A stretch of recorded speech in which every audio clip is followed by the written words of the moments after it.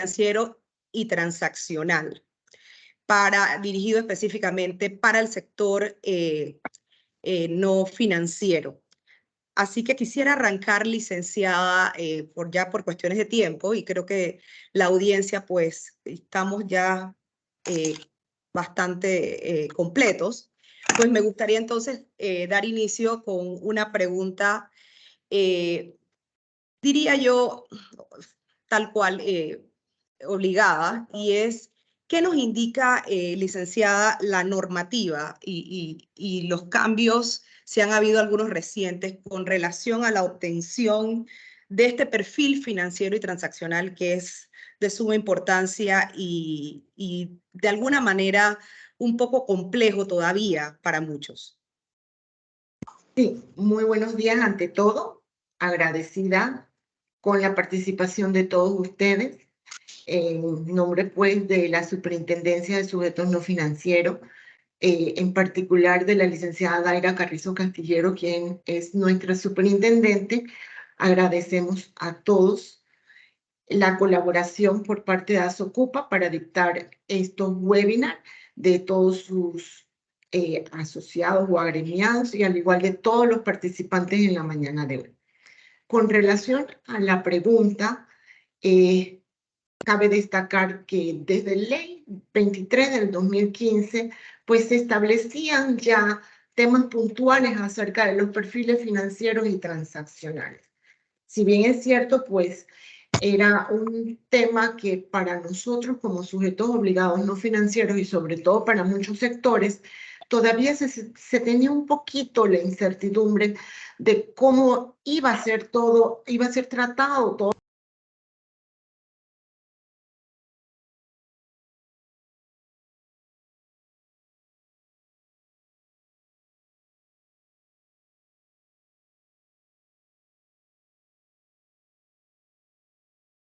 No se escucha. Perdón. Buenos días. Ante todo, en nombre de la superintendente, la licenciada Daira Carrizo Castillero, agradece a todos la participación esta mañana de hoy y con relación pues a la pregunta que se nos hizo, cabe destacar que desde la ley 23 del 27 de abril del 2015, allí ya se estaba contemplando y se había plasmado los temas con relación a los perfiles financieros y transaccionales, ¿no? Posteriormente, pues como allí aún no se sabía exactamente, por lo menos para este sector no financiero, cómo iba a ser manejado las solicitudes, las informaciones relativas a todo lo que respecta a los perfiles financieros transaccionales, pues hubo una modificación que fue a raíz de la ley 254 de noviembre del 2021. Allí pues se ha ido estableciendo que para este sector no financiero, pues ya sí se debe requerir o solicitar información a los sujetos obligados no financieros acerca de los perfiles financieros y transaccionales, los cuales pues deben estar o deben constar dentro de las debidas diligencias que se le aplican sobre todo a los clientes para que se tenga el cuidado a fin de prevenir de una forma bastante razonable que las operaciones que se lleven a cabo con fondos provenientes de actividades relacionadas al blanqueo de capitales, al financiamiento del terrorismo y al financiamiento de la proliferación de armas de destrucción masiva, pues allí se puedan observar, se puedan ir dándole un seguimiento para entonces tratar de prevenir todo lo atinente al blanqueo de capitales, ¿no? Entonces, pues, una vez plasmado dentro de la ley 254, que hace modificaciones propiamente en atención a estos artículos, a ley 23, allí al emitirse el decreto ejecutivo número 35 del año 2022, pues se estableció que en atención al riesgo identificado, pues en atención a este riesgo, allí es que nosotros vamos a ir al momento de aplicar la debida diligencia y requiriendo, solicitando la información a los clientes con relación a los perfiles financieros y transaccionales, ¿no? Para el sector de profesionales, específicamente abogados y contadores públicos autorizados, pues en el acuerdo JD 02-2022, allí también se estableció que al momento de estar identificados los niveles de riesgos y de aplicar una debida diligencia, pues asimismo entonces también requerir información acerca de los perfiles financieros y transaccionales. Cabe destacar que en la página de la superintendencia pues también se han emitido guías que abordan este tema con relación a las aplicaciones de solicitar información, de verificar la información con relación a los perfiles financieros y transaccionales. Correcto. Muchísimas gracias, licenciada, por recordarnos lo que plasma la normativa con relación a estos perfiles financieros y transaccionales a los que estamos obligados. Y ahora, aterrizando un poquito más, por favor, refréscanos un poco la memoria e indíquenos, si es muy amable, ¿qué es un perfil financiero y qué es un perfil transaccional? Bueno, acorde pues a una definición bastante sencilla, bastante básica, pues un perfil financiero no es más que un conjunto de atributos, características socioeconómicas y financieras, ya sea como una persona particular o como una empresa, que allí pues se van a buscar definir modelos o los patrones de conducta con relación a los ingresos o al patrimonio de cada uno de los clientes.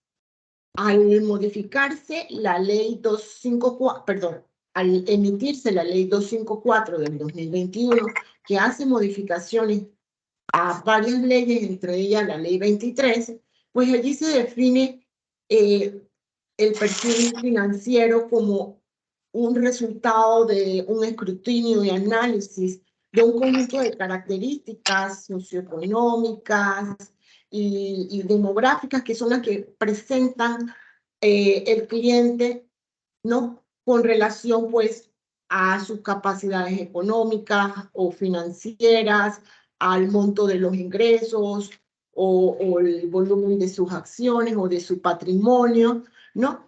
Esto, pues, con relación al perfil financiero. En atención, pues, al perfil transaccional, también vamos a dar de una forma genérica una definición que esto, pues, va a, sobre todo, a corresponder a las proyecciones de los montos, las frecuencias en que estos tipos de operaciones se realizan o se estima que se van a realizar como parte pues de la relación que se esté dando, la relación de negocio, la relación contractual, ¿no? Esto va a determinar la proyección de los montos, la frecuencia de las operaciones, ¿no? Eso pues a manera general, ¿no? También pues en temas de las transaccionalidades, esto va a ir en dirección al volumen de las operaciones, de las entradas y salidas de los dineros que se están viendo por parte de los clientes, ¿no?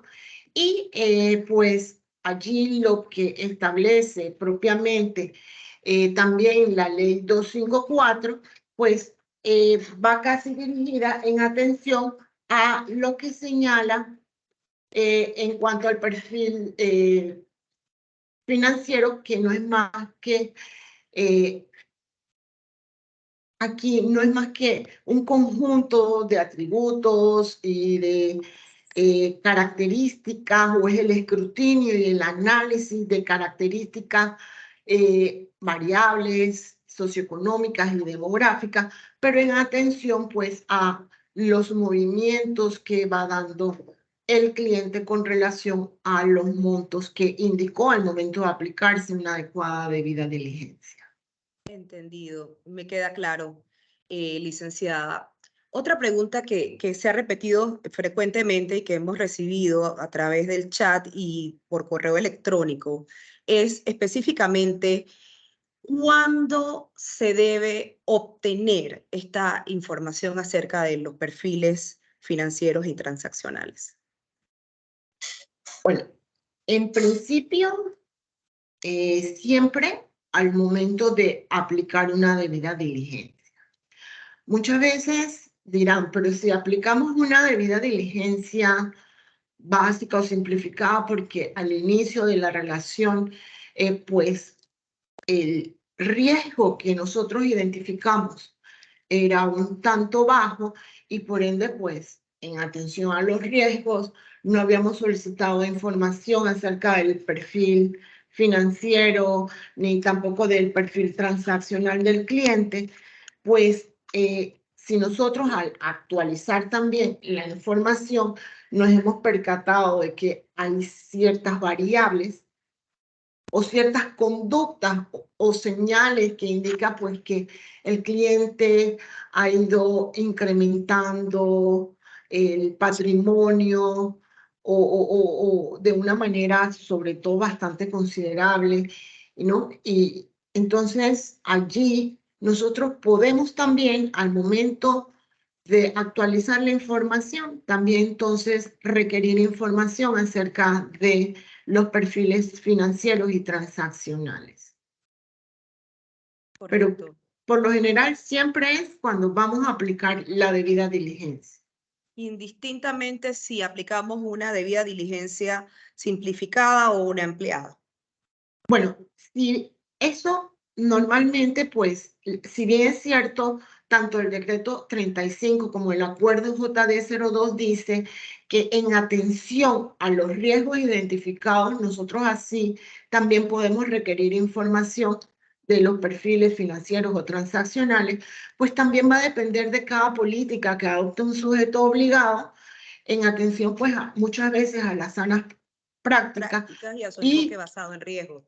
así es, y si así lo tiene plasmado o materializado dentro de los manuales de prevención, perfecto. Porque recuerden que Ley 23 es a nivel de prevención y todo lo que sea a nivel de prevención está muy bien aceptado.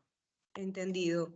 Licenciada, la normativa también establece que estamos requeridos a analizar y a verificar la información provista para armar nuestro perfil financiero y transaccional. Entonces, quisiera que nos explicara un poquito qué implica ese análisis, esa verificación que los sujetos no financieros estamos obligados a hacer con relación a estos perfiles.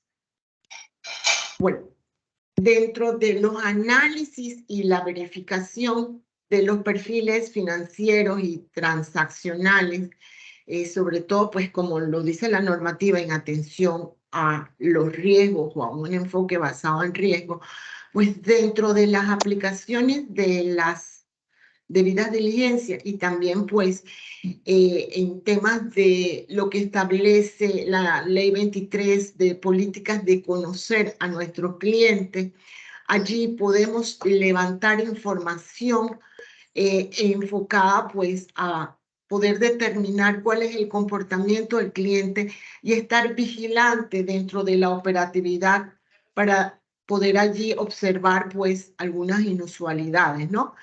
En el levantamiento de estos perfiles, tanto financieros y transaccionales, allí pues va a requerir de una recopilación de información, ¿no? De verificar la información y de dejarla documentado en cada uno de los expedientes que nosotros mantengamos de nuestros clientes, ¿no? Eso pues es importante dentro de los procesos también de la actualización. Podemos allí requerir información acerca pues de todo lo pertinente de perfiles tanto financieros como transaccionales. Pero siempre también va a ser al momento de aplicar debidas diligencias. Sí, licenciada, y me parece realmente importante en este punto indicar que debemos analizar pues la congruencia de la fuente de la riqueza y la razonabilidad pues de la operación en función, ¿no? Esto para ambos perfiles. Me refiero a que si la fuente de ingreso es, por ejemplo, como lo leí una vez en una guía de la superintendencia, por ejemplo, es la venta de mercancías, pues debemos cerciorarnos de que exista pues documentación sobre inventarios, por ejemplo, ¿no?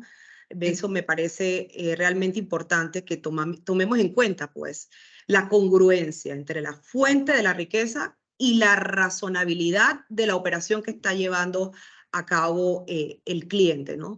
Me parece eso de suma importancia. Licenciada, también quisiera, ya que la tengo aquí cerquita y puedo aprovechar para hacerle estas preguntitas, quisiera saber si esta información de perfiles financieros y transaccionales se le debe solicitar al cliente o al beneficiario final. Ajá.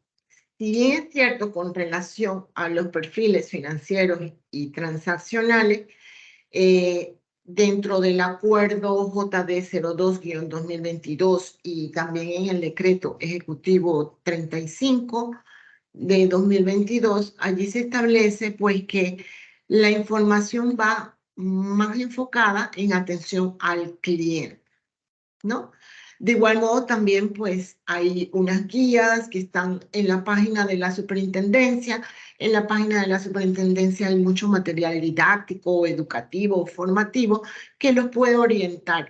Dentro de estos materiales también están las guías y dentro de estas guías pues allí se indica que la información de perfiles financieros o transaccionales va más dirigido a lo que respecta a los clientes.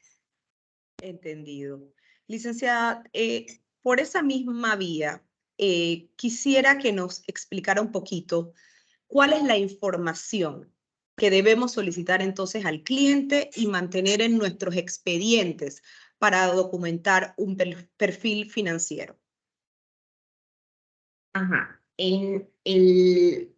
También en las normativas, decreto 35 del 2022, en el acuerdo JD 02-2022 y en las guías de aplicaciones de las debidas diligencias, allí sí se ha plasmado de manera casi uniforme que con relación pues a solicitar información de carácter financiera o dentro del perfil financiero, allí nosotros podemos requerir de alguno de nuestros clientes, sean cartas de trabajo, talonarios de pagos, estados bancarios, declaraciones de rentas, Correcto. estados, también dice estados financieros, licencias o permisos en el país de origen donde esté dándose el negocio, ¿no? También pues dentro de la guía incluso se amplió un poquito más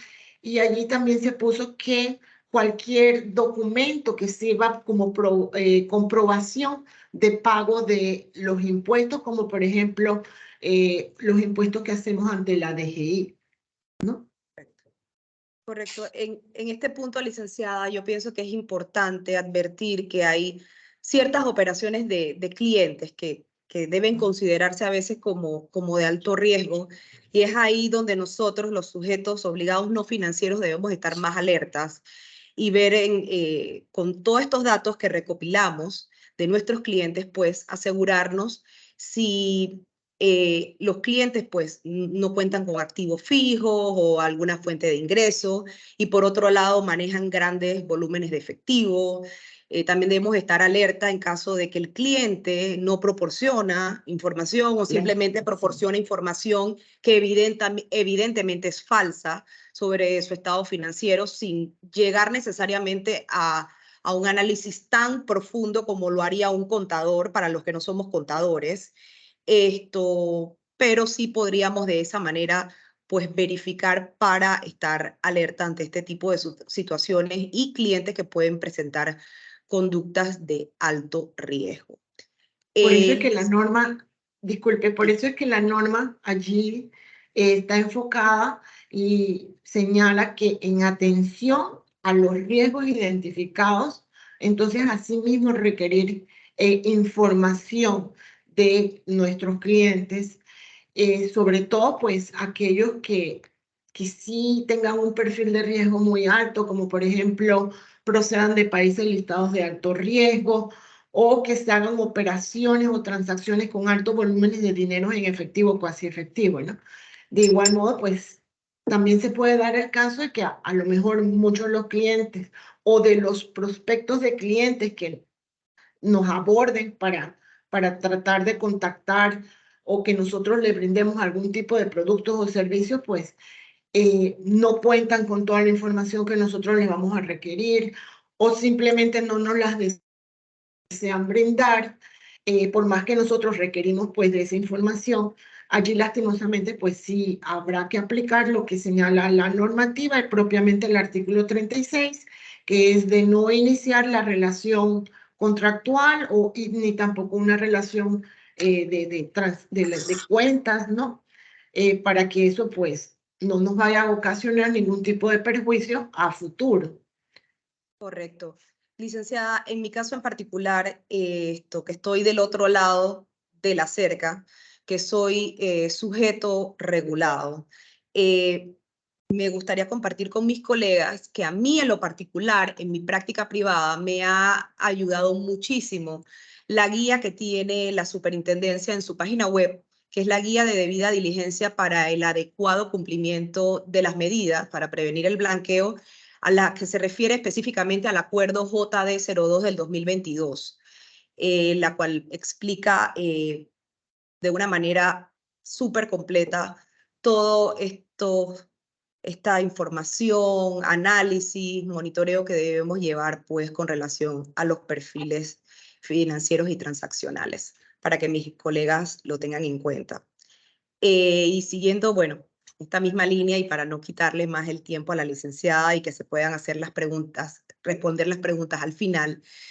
De mi parte tengo una última pregunta, licenciada. Esta información o documentación sobre el perfil financiero y transaccional, que se le pide comúnmente pues, a los clientes, en el caso de los abogados y contadores que ejercen, pues como ya sabemos, actividades sujetas a supervisión, ellos deben levantar este perfil financiero y transaccional cuando se realicen todas las actividades que ellos lleven a cabo, específicamente en el caso de los abogados y contadores. Ajá. Y se me olvidó, antes de contestar la pregunta, porque solamente dije algunas de las documentaciones que se le pueden requerir en caso de solicitar información del perfil financiero. Y si es para el caso de los perfiles transaccionales, entonces nosotros podemos requerir del cliente algún tipo de factura, de recibos de pagos, de contratos. Contratos, ¿no? sí.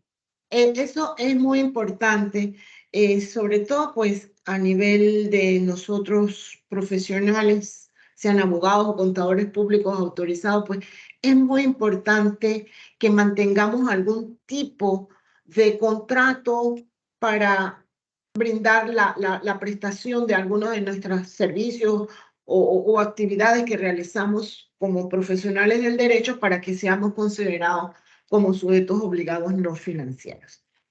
En atención a la pregunta que se nos hace si es el abogado que realiza solamente todas las actividades o como agente residente, creo que fue la pregunta.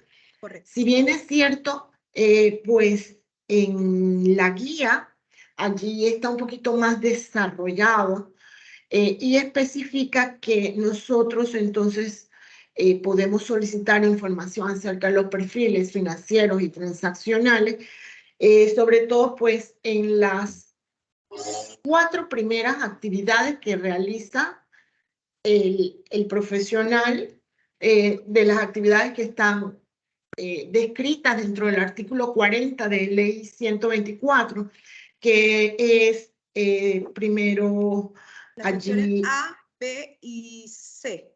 Es correcto, ¿no? Las primeras 4, A, B, C y D.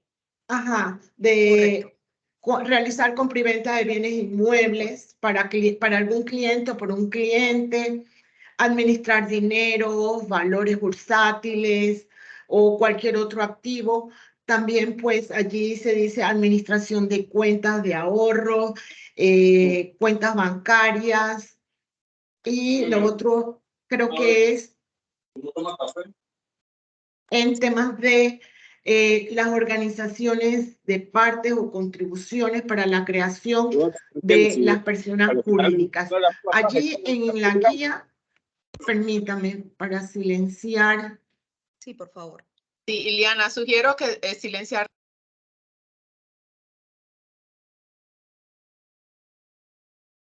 Sí, correcto. Sí.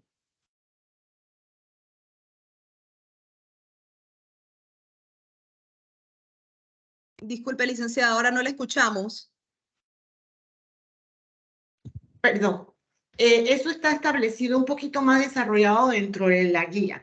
Lo que sí, también pues a manera de sana práctica, pueden, porque si bien es cierto, el decreto ejecutivo 35 no establece propiamente a quién sí y a quién no aplicar específicamente los perfiles financieros y transaccionales, pues como sana práctica y como sí lo señala la normativa, que en atención a los riesgos que ustedes logren identificar, no sobre todo los riesgos altos, allí sí requerir información tanto de los perfiles financieros y transaccionales de los clientes. Correcto.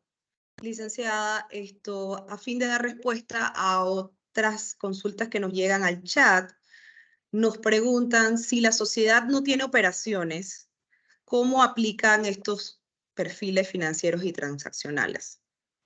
Allí en la guía se plasmó que si una sociedad no produce ningún tipo de flujo en efectivo o no presenta ninguna variable, pues no necesitamos prácticamente solicitar información de perfiles financieros y transaccionales.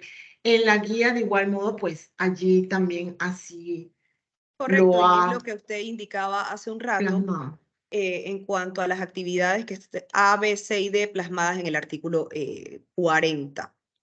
Así es, todas aquellas pues que sí se vean algún tipo de movimientos en los activos, en las inversiones, no, esas básicamente sí van a requerir ese tipo de informaciones. Correcto, correcto, licenciada. Bueno, creo que podemos entonces pasar con nuestra siguiente panelista, no sin antes agradecerle, licenciada, a usted, a la superintendencia y a la superintendente por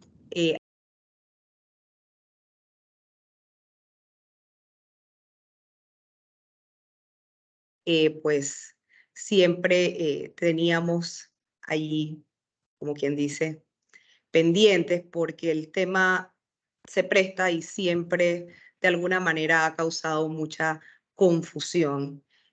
Agradecemos nuevamente a la superintendencia porque en sus guías pues se habla claramente del tema y se definen ciertos criterios que al principio de la implementación de estos nuevos figuras, como son los perfiles, no se tenía lo suficientemente claro.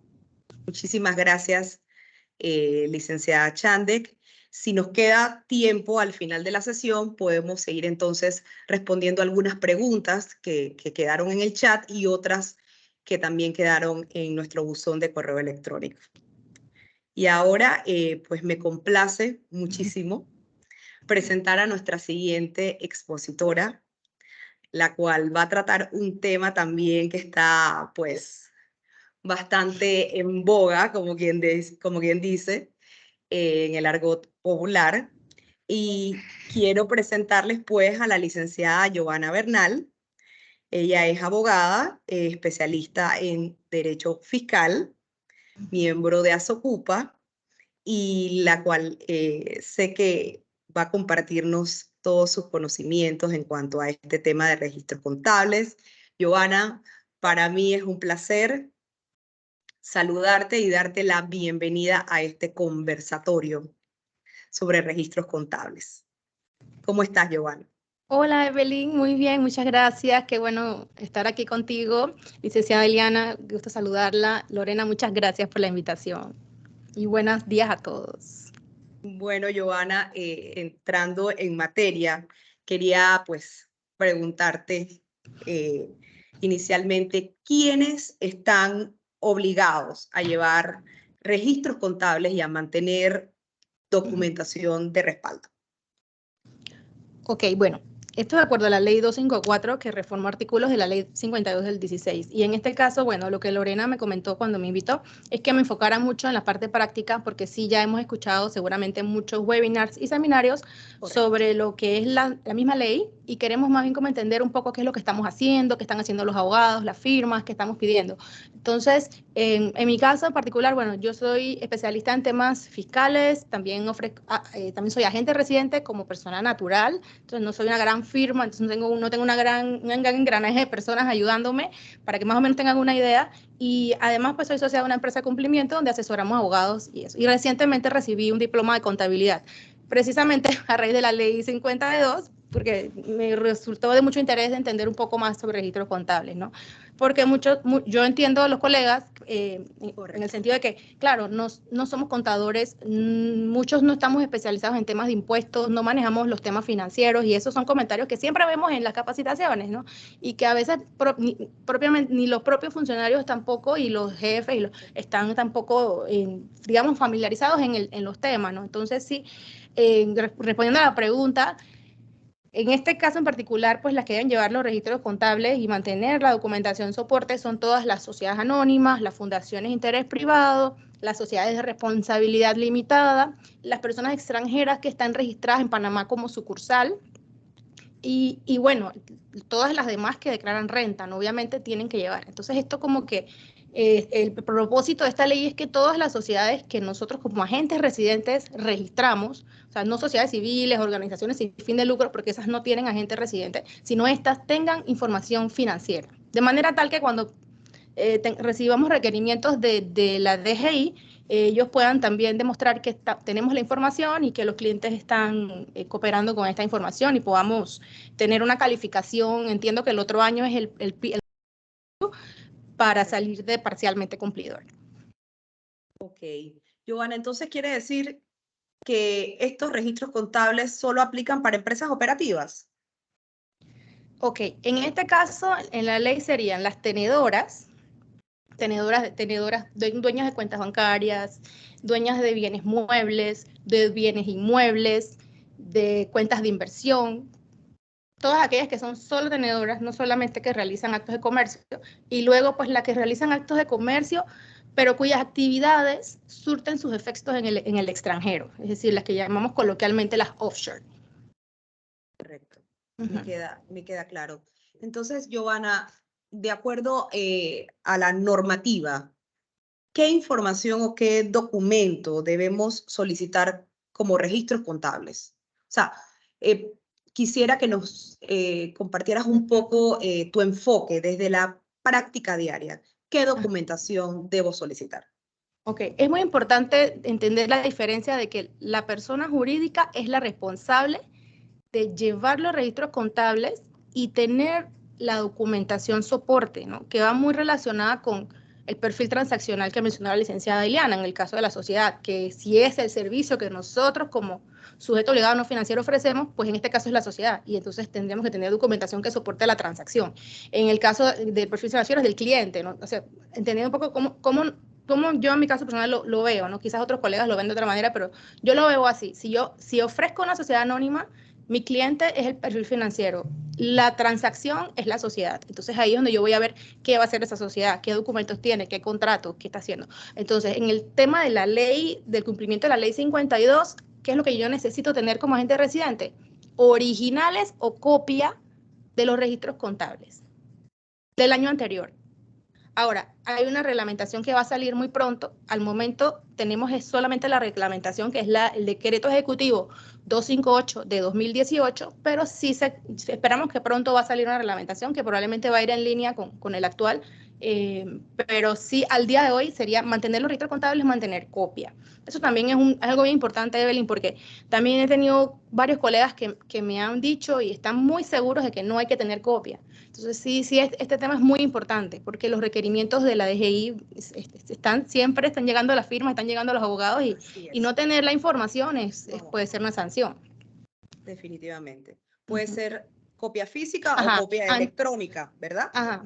Claro, entonces respondiendo al tema de qué tener, hay que tener, esto es muy caso por caso, porque si es una holding, por ejemplo, tenedora de un bien inmueble, le puedo pedir la copia de la escritura pública. Si esa compañía no tiene pasivos, no tiene hipotecas, no tiene ingresos, simplemente sería el valor del bien inmueble y probablemente algunas facturas que la sociedad, en el caso de que tenga cuenta bancaria, le haya pagado a la gente residente. Ahora, si alquila la propiedad, entonces pues sí puede ser que va a tener ingresos. Si la propiedad está en Panamá, va a declarar renta. Entonces hay que entender un poquito caso por caso, ¿no?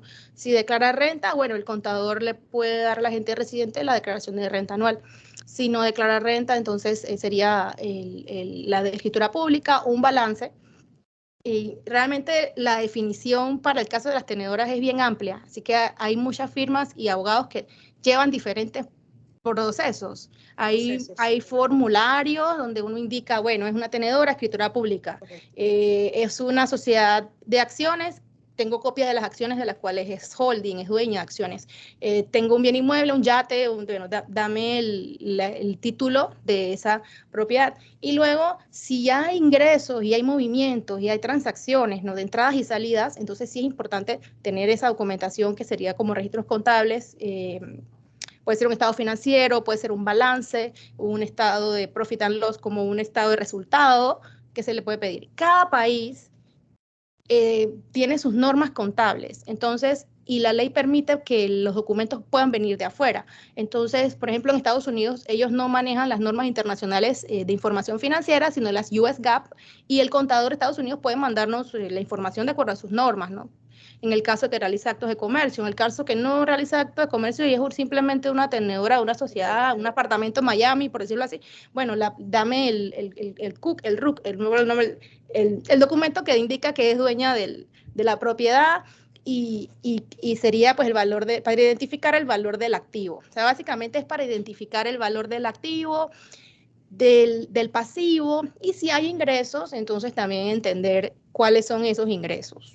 En el caso de una cuenta bancaria, simplemente, bueno, tengo una fundación de interés privado y solamente la tengo como una cuenta de ahorros, es una cuenta para mi hija, y ahí serían los estados, funcionaría muy bien los estados de cuenta bancarios, porque sería muy sencillo, ¿no? Año a año los estados de cuenta y uno puede verificar que serían simplemente los intereses que entran a la cuenta y lo que entra a la cuenta en concepto de ahorros. Ahora, en el caso de actos de comercio, sí es un poco más complicado porque la ley indica diario y mayor, ¿no? Entonces, si es una empresa que hace consultoría, pues, y hace una factura al mes, el diario y el mayor va a ser muy sencillo porque va a ser, pues, transacciones muy cortas. Sin embargo, hay empresas que tienen muchas transacciones diarias y el volumen es grande. Entonces, recibir un diario y un mayor mi concepto es bastante documentación para recibir y además para digerir, lograr identificar el activo, el pasivo y el ingreso va a ser difícil, ¿no? Entonces, muchos lo que hacen es que piden un estado financiero o un balance y documentos donde se pueda reflejar resumidamente, con exactitud, de manera precisa, la información financiera. La ley indica definición de estados financieros y en ese caso le llama como los que tienen el estado de variación en el que incluye también el estado de flujo de efectivo y las notas. Ese no hay obligación de tener todo eso. Ahora, si es una empresa muy grande que ya lo hace o porque por requerimiento de su país o de Panamá o el banco le pide que los estados financieros auditados, pues en mi concepto ese también puede ser un documento que se puede tener como como soporte. Ok, me queda claro, Giovanna. Y quería preguntarte, a fin de cumplir con esta ley de registros contables y sus modificaciones, ¿qué monitoreo y qué obligaciones de reporte tengo yo como agente registrado o residente más bien? Ok, bueno, al cerrar el año fiscal, en el caso de las sociedades panameñas que llevan una contabilidad en el ejercicio fiscal de enero a diciembre, sería con el corte del 31 de diciembre pedir a las sociedades, a las personas jurídicas más bien, los registros contables, la copia de los registros contables, para tenerlos antes del 30 de abril. Eso debe ocurrir cada año. En el caso de la declaración, hay una declaración jurada que se debe hacer el 15 de julio de cada año. En este año, bueno, hemos tenido la fortuna que nos han hecho una extensión por 3 meses más, así que tenemos hasta el 15 de octubre para poder subir esta información. ¿Y qué es lo que vamos a subir? Bueno, a través del iTax vamos a tener una opción, los agentes residentes, para indicar cuáles son las personas jurídicas de las cuales contamos con los registros contables, es decir, copia de los registros contables o los originales, porque también el agente residente puede tener los originales si el cliente o la sociedad lo permite, o de cuáles se tienen los originales, de cuáles se tiene copia, y debemos también indicar en esa declaración cuáles personas jurídicas mantienen sus registros en Panamá, en la oficina del agente residente, o en su defecto fuera de Panamá, indicando y tenemos que indicar, confirmarle a la autoridad que contamos con esa información, contamos con el nombre de la persona de contacto y la dirección donde se mantienen los registros contables. Eso me parece súper importante, Giovanna, mantener esa información, mantener las copias de estos documentos de respaldo, pues estando del otro lado y como sujeta regulada, pues estamos sujetos a una inspección en cualquier momento.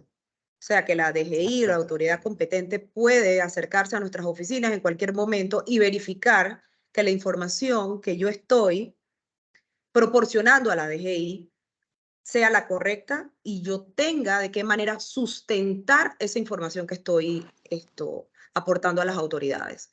De ahí creo que radica muchísimo la importancia de mantener toda esta información.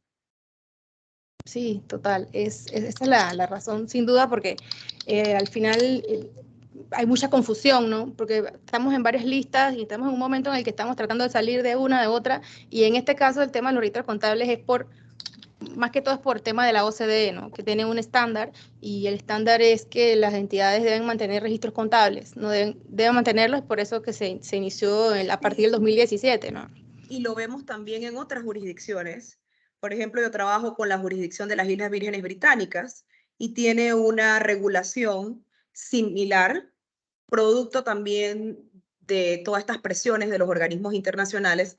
Sin embargo, no tomarlo como que Panamá es el único país al cual la OCDE o estos organismos están sometiéndolo, ¿no? No somos los únicos. Ya en otras jurisdicciones tienen esta misma obligación. Incluso en BVI simplemente la obligación era que el agente registrado tenía la obligación de conocer dónde, quién y dónde se custodiaban estos documentos. Ahora, a partir del próximo año, pues también vamos a tener los agentes que tengamos oficinas en esa jurisdicción, tener que indicarle a las autoridades qué sociedades cumplen o no con este requisito de registros contables. Giovanna, quería, aprovechando la oportunidad, ya que estuvimos hablando de este tema y surgen constantes preguntas sobre el mantenimiento de copia de los registros contables, de los originales, etcétera. ¿Existe alguna excepción a esta obligación de mantener copias? No, las únicas excepciones son las empresas que son parte de un Estado, o las que forman parte de un organismo multilateral o internacional, y las que son fletadores y armadores de servicios marítimos registrados en la Marina Mercante. Y bueno, en el caso de las que son cuentas de inversión, se puede tener solamente los estados de cuenta de custodio. Los estados de Ujú. cuenta del custodio. Sí, y hay otra cosa también importante, es que a veces pasa que se crean sociedades y no están haciendo nada, no son ni tenedoras ni actos de comercio. Entonces, a veces, porque por ejemplo se creó por un trámite de migración o porque el cliente quería hacer algo y no lo hizo. Entonces, en ese caso también lo que se está haciendo actualmente es una declaración jurada, que puede servir, o un documento donde el cliente firme, indica que no, la sociedad no está haciendo nada al momento, ¿no? Correcto, que no tiene ningún Ujú. tipo de activos ni pasivos o no ha llevado a cabo operaciones ni transacciones de ningún tipo en Ujú. los últimos años. Exacto. Eso me parece muy importante y creo que de alguna manera aclara mucho porque es una pregunta que se repite, no te puedo explicar cuántas veces en el chat y en nuestros correos electrónicos. Sí. También tenemos otra pregunta que se repite constantemente y es la obligación de mantener los registros contables por los últimos 5 años en caso de que se disuelva una sociedad Sí. Sí, ahí, panameña. sí. Ahí tenemos que tenerlo por 5 años a partir de la última transacción que se hizo contable, entonces, o el cierre de la operación de la compañía. Entonces, y ahí lo que dice la norma actualmente es que debemos tener los registros contables y la documentación soporte, ¿no? Entonces, eso sí es súper importante, ¿no? Hacer esa diferencia entre tener los registros contables y tener los registros contables y la documentación soporte. Sí, la Ujú. verdad. No, y entonces el tema también, que es importante para nosotros, al momento de qué pedir y qué no pedir, es que la autoridad, en este caso la DGI, nos puede pedir no solamente los registros contables, sino que nos puede pedir documentación soporte también. Y nos puede pedir contratos, documentos, estados financieros. Puede ser que no lo tengamos que traducir, porque puede ser que si el idioma del país de origen es inglés y ya está en inglés, bueno, se pueden mandar en inglés.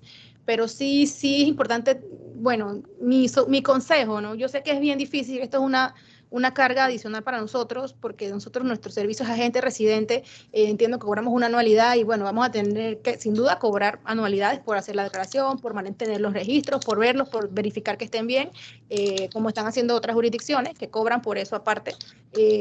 Tener esa información, ¿no? Porque puede ser que la autoridad tributaria nos lo pueda pedir y bueno, vamos a tener que correr y no tengo esto, no tengo lo otro, ¿no? Y Entonces yo pienso que sí. el costo del resguardo también de Ajá. toda esta información, que es sumamente delicada, es información confidencial y no es que la gente residente pueda tenerla por allí almacenada en cualquier sitio. Entonces, definitivamente es una carga en todos los sentidos. Claro. Carga, muchas firmas hemos tenido que contratar pues personal adicional, comprar pues gabinetes de seguridad, etcétera, para el resguardo. Definitivamente que sí es un tema bastante abrumador para todos los agentes residentes que estamos pues obligados a mantener. Y el tema esto de la traducción de los documentos de soporte.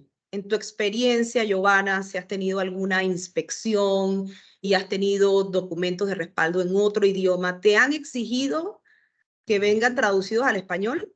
¿O que Bueno, estén traducidos al español? bueno, esa es una buena pregunta. Entiendo que si los estados financieros están en otro idioma y además en otro tipo de norma contable, por ejemplo, US GAAP, y la DGI necesita la información, por el decreto que tenemos hoy día, tendríamos la obligación de traducirlo. Sin embargo, tengo entendido de parte de la DGI y también de otros colegas que no se los están pidiendo traducir en los casos donde, pues, si están en inglés y es Estados Unidos, se pueden compartir de esa manera sin necesidad de traducirlos al español, porque el que lo necesita es la IRS, por decirlo en este caso, Estados Unidos, y así, ¿no? Va a depender. Sí, y bueno, me imagino que para ustedes que son contadores y que saben de contabilidad, pues interpretar un estado financiero en inglés y en español y con las normas que sean las utilizadas aquí en Panamá, pues no va a ser mayor tema. Sin embargo, cuando hemos tenido, bueno, de mi parte, he tenido inspecciones por parte de otros reguladores, que no es la DGI, en donde se necesita algún contrato o algún reglamento de alguna fundación de interés privado, y por supuesto está en inglés, el inspector o la persona que viene a hacernos la auditoría o la inspección, pues obviamente si su idioma no maneja el idioma inglés, pues es normal que las autoridades y las superintendencias superintendencias no soliciten estos documentos traducidos al idioma español. Ujú. Sí. De mi parte, bueno, se nos quedan varias preguntas que tengo aquí en el chat. Lorena, no sé si tienes alguna otra pregunta en el chat. Digo, hay varias, muchísimas se Hay varias repiten, creo que preguntas. ya las hemos tocado. No sé si, déjame ver un momento. Licenciada Evelyn, con relación pues a los documentos si deben estar traducidos al idioma español, pues cabe acotar que nosotros en la Superintendencia de Sujetos No Financieros sí requerimos, tal cual lo establece pues, empezando con la Constitución, que nuestro idioma oficial es el español, y así el Código Judicial, que los documentos sí deben estar traducidos en el idioma español, pues independientemente de que aquí hayan personas que hablen perfectamente y entiendan perfectamente cualquier otro idioma, pues sí es requerimiento que toda la documentación, la información, que al momento de alguna supervisión o inspección, sí estén traducidos al idioma español. Me queda perfectamente claro, licenciada, y en efecto es lo que la normativa establece. Vamos a esperar unos segunditos. No sé si Lorena pudiste verificar si tenemos alguna Sí. otra No sé pregunta. si esta dice aquí una pregunta. ¿Se permite el resguardo de documentación digitalmente? Eso lo comentaste, Giovanna. Dice, Sí, quizá sí una se firma puede puede. contratar personal, pero para abogados que apenas tienen clientes es muy difícil mantener oficinas para resguardo o personal para verificar documentos. Sí, claro, como son copias, como la ley permite tener copias, esas copias se pueden mantener de forma digital. De hecho, es hasta más ordenado también, ¿no? Y tenerlo puede ser en un Drive, si es un abogado que no tiene oficina, un Google Drive, un OneDrive, y tener ahí en cada carpetita, ¿no? Sus documentos de debida diligencia y una carpeta que se llama registro contables y ahí tener año a año, ¿no? La información. Exacto. Acá hay también hay otro comentario. Dice el artículo 17 de la ley 254 dice que debemos mantener los registros, pero el párrafo cuarto dice que cuando los registros se mantengan en otro lugar, deben indicarme dónde están. ¿Esto no es una excepción a mantenerlos? Ese justamente es lo que les decía, que hay varios abogados que me han dicho que, porque hay como una ambigüedad, una confusión, o hay una interpretación, no sé cómo decirlo, entre abogados, donde hay quienes al leer esos dos párrafos interpretan que hay la opción de elegir entre que se lleven fuera y tenerlos. Pero al final, bueno, en reiteradas ocasiones hemos conversado que, dicho más adelante, se indica que al 30 de abril tenemos que tener copia y bueno, que hay que tenerlos. Así que no, bueno, eventualmente se tendrá que aclarar, ¿no? Porque sí hay varios colegas que tienen esa duda. Giovanna, Exactamente. disculpen que las interrumpa. La documentación de respaldo, estados financieros, declaraciones de renta, bueno, las declaraciones de renta entiendo que sí. La documentación de respaldo, ¿tiene necesariamente que venir refrendada por un CPA? No, no. Actualmente lo único que dice el decreto que tenemos, vamos a ver qué dice el nuevo, pero posiblemente yo pienso que debería ir muy en línea con lo que dice el anterior, es que solamente si se realizan actos de comercio y si se lleva la contabilidad en Panamá, un contador debe refrendar, ¿no? Debe preparar y refrendar en este caso, la información financiera. Y en el caso de que se lleve fuera, también un contador es el que debe refrendar los registros contables. Obviamente aplica más que todo para Las que tenedoras llevan a no. cabo. Las tenedoras, Las por tenedoras se puede supuesto. llevar hasta un formulario. He escuchado que hay colegas que Sí, tienen un contador que les hace una certificación. O sea, cada quien tiene su manera, ¿no?, de conseguirlo.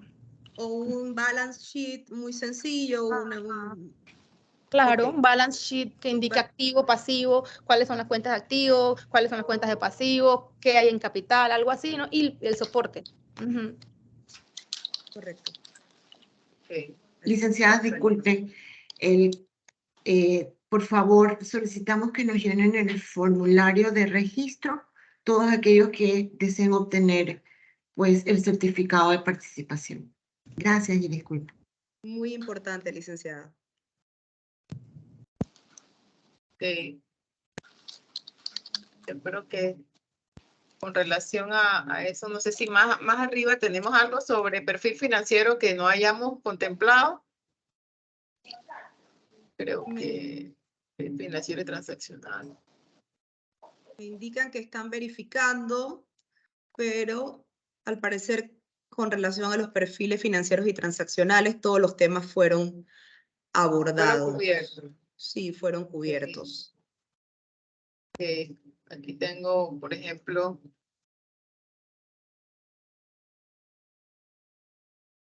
aquí hay una pregunta, ok, dice, ¿aplica para clientes, no así para los beneficiarios finales de las sociedades? Es una pregunta, ¿y a quién se le hace el perfil? ¿A la sociedad, al cliente o al beneficiario final? Esto es una de las, no sé, usted lo cubrió, licenciada, ¿verdad? Esa pregunta. Sí, Sí, es correcto. Es al cliente, ¿no? No puede, a la sociedad como tal, hay un dueño de una sociedad y ese dueño pues es el cliente del sujeto obligado no financiero. Perfecto. correcto. Bueno, creo que Yo creo por que cuestiones de tiempo, ¿A dónde está el link? sí, Hay por unas cuestiones de manos. tiempo y a fin de ¿Acá? respetar la agenda de nuestras Acá. expositoras No, que deja ver, muy estoy amablemente buscando. han participado de este conversatorio, pues brindándonos a todos sus conocimientos sobre dos temas súper importantes para nosotros, los sujetos no financieros, y que de alguna manera, como comentó la licenciada Giovanna, están pues relacionados el uno con otro, lo que son los perfiles financieros y transaccionales y los registros contables. Bueno, estamos también todos a la espera de la reglamentación de la ley, ¿cierto, Giovanna? El Sí. director de la DGI comentó que muy pronto estará saliendo la reglamentación de esta ley, Ujú. lo cual estoy segura pues nos dará la oportunidad de volvernos a reunir para conversar un poco Seguro. más sobre ese tema que de seguro va a traer muchísimas más preguntas e interrogantes.